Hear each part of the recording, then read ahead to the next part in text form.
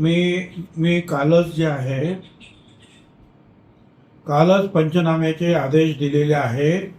मला आपल्याला एवढंच सांगायचं, धीर धरा, कारण अख्ख्या महाराष्ट्रामध्ये हा पाऊस कोसळतो आहे आणि मराठवाड्यापासून आपल्यापर्यंत हे सगळं जे आहे पावसाचं एवढं प्रमाण वाढलेलं आहे की सगळे शेतकरी बिचारे जे आहे दुःखामध्ये आहे. मी ते सतत बघतो आहे. आजसुद्धा मंत्रिमंडळामध्ये आता मी बैठकीलाच जातो आहे मंत्रिमंडळामध्ये, त्यावेळेला हे सगळं जे आहे आपलं सगळे हे जे प्रश्न आहेत ते मी मांडणार आहेत आणि त्वरित काय मदत देता येईल हे सुद्धा मी तिथे चर्चा करणार आहे. आपण सगळ्यांनी धीर धरा. सरकार तुमच्या बरोबर आहे, तुमच्या पाठीशी आहे आणि तुम्हाला सगळी मदत जी आहे जेवढी शक्य आहे तेवढी सगळी मदत करणार आहे.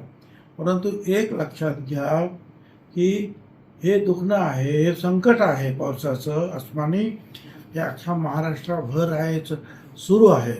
ते काय फक्त आपल्या एवढ्यातच अशातला भाग नाही. तर ह्या सगळ्यांचाच आपण विचार करणार आहोत आणि मजबूतीनं जे आहे शेतकऱ्यांच्या मागं आपण सरकार उभं राहणार आहे. त्यामुळे आपण स्वतः अजिबात धीर सोडू नका, काळजी करू नका.